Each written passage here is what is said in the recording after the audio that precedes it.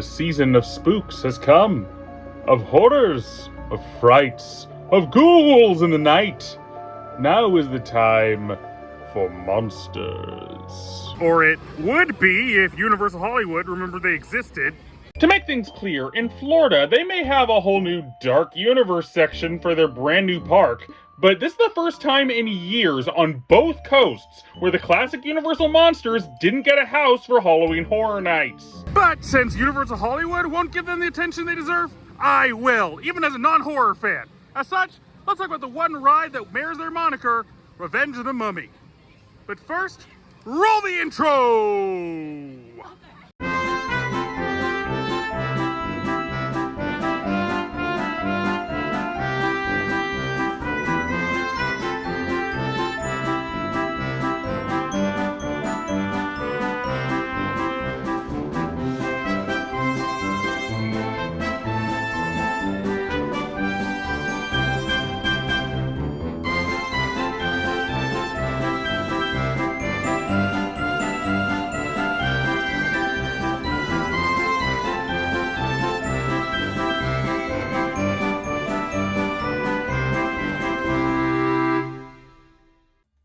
Revenge of the Mummy, Universal's first ever roller coaster. This ride is a rather odd duck, as despite having 3 different versions around the world, no 2 of them are in any way alike aside from working off the same source material. And despite varying in quality, all of them are excellent. Well, presumably. I've never been to Singapore to experience that version. As such, we're only looking at the American mummies today. Despite not personally being a horror fan, these rides handle their subject matter and style in a way much more palatable to those like me who enjoy a good thrill without all the blood and gore, making for an amazing experience as both a coaster and a dark ride. But first, let's discuss the ancient history that caused the mummy to rise from his tomb. It comes as no surprise the Florida version came first, as Universal Corporate was getting concerned about just how old a large amount of the IPs in the park were. I mean, Earthquake? 1970s. E.T.? 1980s. Jaws? Also 1970s. The most recent IP to get a ride in the park at the time, Back to the Future, began in 1985. They wanted something based on Universal's newer franchises at the time, which was around the early 2000s, and they wanted it bad. So, what better go with than a reboot of a film franchise from the 1930s? Yes, the Mummy films, starring Brendan Fraser, were a huge hit, and Universal wanted to capitalize on them with an attraction in the park. Given the technical difficulties of the ride, plus their need for space to house such an attraction though, they decided to gut out their flagship attraction, Confrontation, in order to do so. Well, looks like the big ape should have cried a mummy not to take his ride away. Oh, you sure you should be saying that, Tendo? What? Come on, what's the worst that could happen? Given this ride was specifically being put together to get newer audiences interested in the park, they went all out to make this ride an experience. Not only getting the help of the director of the film, Stephen Sommers, to consult on the project, but also bringing in premier rides to put together the ride's coaster aspect. Only to never work with them again for some reason. Yeah, despite them being a major coaster developer who helped make one of their most famous rides, it's the only one they brought them in for. Weird, huh? The attraction didn't have any major issues in design and manufacturing, allowing for it to open pretty cleanly on May 21st, 2004. But what about this version? What's the story here? Hollywood at the time also had a very similar issue to Florida, barely having any attractions catering to modern film fans. So they also made a version here as well. Unfortunately, they had nowhere to build it. At least, nowhere decent. Yeah! For some reason, they thought the best move to bring in a full-on thrill ride coaster was to kill a slow-moving hanging dark ride, the E.T. Adventure, to take up its show building. And this wasn't like Confrontation where the building was large to account for the giant animatronic. This was pretty compact. As a result, they had to change the ride's narrative massively to account, allowing for less plot setup and getting faster into the main coaster action. This was also a very fast turnaround, opening a mere 16 months after the closure of E.T., getting this ride open to the public a mere month after Florida on June 25th, 2004. And with that, let's get into the most monstrous ride in the backlot. Revenge of the Mummy. The ride! The ride begins as we enter the temple, coming face to face with the most terrifying thing possible. A hole in the wall! So, Professor, would you say it's time for everyone to panic? Yes, I would, Kent. To be fair, this queue is surprisingly interactive throughout, as putting an arm into this hole does have surprising effects, but also, the upcoming appearance of the Book of the Dead does visually react to movements by guests trying to touch it. It's a shame interactive cues like this are going the way of the dodo. Oh, sure, cues are getting a lot more thematic and intricate, and that's awesome. But I will always advocate for more interactivity in theme parks, so it's a shame we're not seeing this as much anymore. In the next room, we stand before a large mirror showing clips from the movies, acting as a sort of basic explanation of the concepts needed to understand before hopping into the ride. Which can basically be summarized as Mummy back, Mummy bad, Mummy named Emotep, watch out. After this room, we basically walk right into the load station, so let's get into the ride system, which I really don't have much to say about.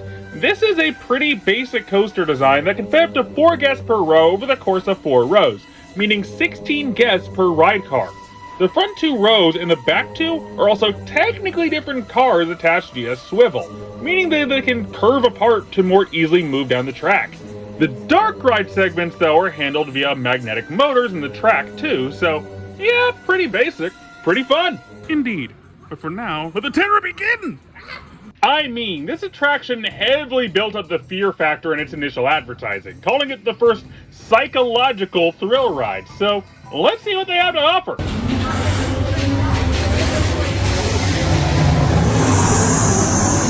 Okay, that's a little scary, but not too bad.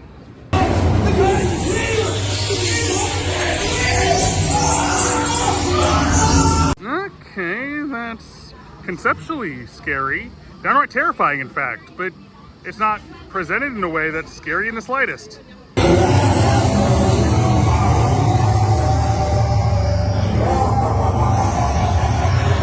Okay, that's scary for me and my issues, but generally, not so much. Yeah, the psychological horror aspect is weak, to say the least, and was a really odd choice of marketing back in the day. Seriously? Do these marketers even once check out a UK or Japanese park? But I blame that more on advertising than the ride itself, as on its own merits, these scenes are pretty darn good and do at least build up an atmosphere befitting the monster that is Emotep. Speaking of which, let's meet the guy.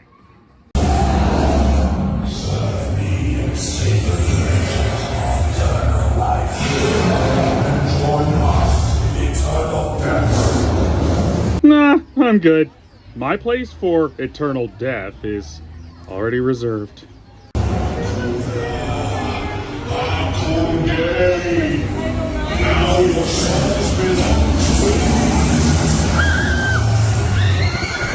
Yeah, that's basically it.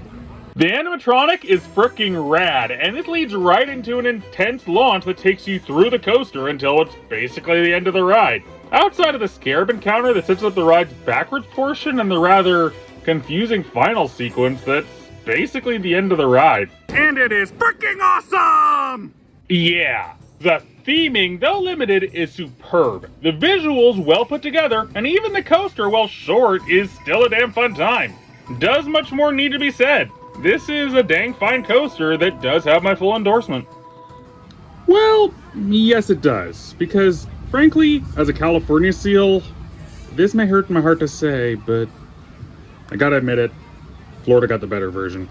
Let's take the time to review that as well to understand the full scope here. Unlike the California version, which takes place within the mummy's tomb, the Florida version takes place in a history museum, more befitting of its place in the New York section of the park. As opposed to down here, where the theme seems to be more wherever the attraction needs it to be in question.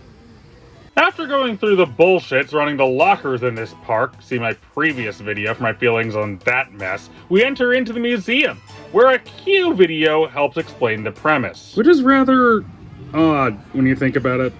Unlike many other rides where the Q videos are only bonus material in terms of the ride's narrative, here, no dice.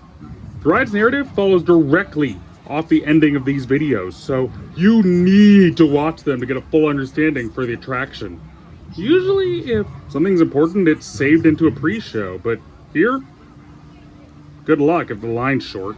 The premise in question is that we're entering into a film set for a new Mummy film, and Brendan Fraser is kind of a jerk, mocking other people's spiritual beliefs, safety guidelines, and outright abusing the crew. Jeez, they couldn't have gotten DJ Drake. He looks basically the same. Did you see those mummy movies? I'm in them more than Brendan Fraser is. As a result of said abuse to the crew, Brendan ends up leaving one of them defenseless as Emotep attacks the studio, allowing the poor guy to fall into the mummy's horrific clutches. And that's the setup. And the ride has basically the same system as California, so... Ride time! Are you insane? Get out of here! The curse is real! This whole place is a trap! He's after your soul! Silence! With your souls, I shall rule for all eternity. Please. You got a crewmate soul. In Hollywood, that's, what, $200 tops? Clearly not ruling for all eternity levels here. Serve me and save the riches beyond measure. Or refuse and savor a more bitter treasure. Man, you got robbed. Comparing your scene to this, I feel sorry for you, man. The ride goes down an alcove and encounters some scarabs before turning backwards, just like California. But really, that's just for repositioning effort. Yeah, that's one of the few advantages California's Mummy has to Florida. That small little bit is the only backwards portion here. Meanwhile, California gets one that's a lot more extensive and more ingrained as part of the experience. Good to see we have something to cherish compared to Florida. We turn the corner, the mummy threatening us a bit, before launching us into the mummy's mouth into the ride's first real coaster segment. And it's freaking awesome. Smooth, fun, and much more vertically varied compared to California. This coaster is pretty darn cool, and wait, hold up. It's over already? Prepare to forfeit your souls. They made a fake-out ending for this attraction. That is so cool. And strangely enough, something that was a holdover from a canceled project. The thing is, at one point, Universal was considering the idea of a horror dark ride themed around the works of Stephen King. One that would include a moment like this, only to get interrupted by Pennywise in The Shining's elevator of blood, only to suddenly drop down to continue the ride. The Stephen King ride may have been scrapped, but the basic fake-out concept was reused in this ride instead, and it is all the more awesome for it. You see, this is why you hold on to your work from canceled projects. You might be able to put to work someday. This is followed up with the largest drop of the ride, as well as more coastering goodness, all coming to an end when we return to the station as we see Brendan Fraser viciously attacked by a mummy. It is undeniable. The Florida version's better. Not only does the larger building allow for a much more dynamic coaster, but the added story scenes and comedy mix just make the perfect experience and makes it so much more varied and fun. This ride is freaking excellent. I love both these rides, but sometimes, I'll admit, it can be disappointing riding the California one, knowing that this Floridian excellence is over there. Either way, hold on to your souls and have a high-speed rockin' good time. Well, that's that. Thank you all so much for watching. Don't forget to like, comment, and subscribe. And I'll see you next time for more mockery and tomfoolery.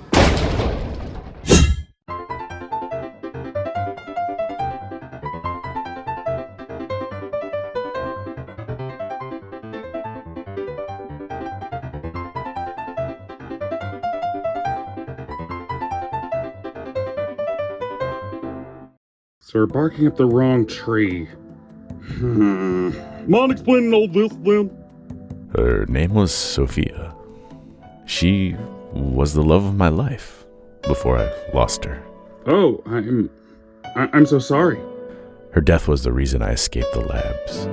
Because After seeing what happened to her, I knew I no longer had a reason to not risk my life in order to attempt my escape from that horrid place. But wait, who's the doctor from the journal if not Carquist? Guzowitz. Dr. Simon Guzowitz was the one responsible. And not a day goes by where I don't think about ending him with my own claws. Okay. Easy, buddy. Calm down. Yeah, that seems pretty plausible. Tendo, you think Gosh sent us in the wrong direction? Oh, definitely. But I doubt it was on purpose. Rest assured, I'll keep an eye out for the traitor in our ranks. Of that you have my... Nail! Get off me! What the? Soap suds? They're in the vent! After them! Bam! Pull it down! I can't. It could damage the ship. Frick! What the hell is that? They're trying to hide where they're going under a loud noise. Tendo! We need to get down there. Lead the way. Tendo! Thank goodness you're okay. What happened? Did you get them? All hail Carquist.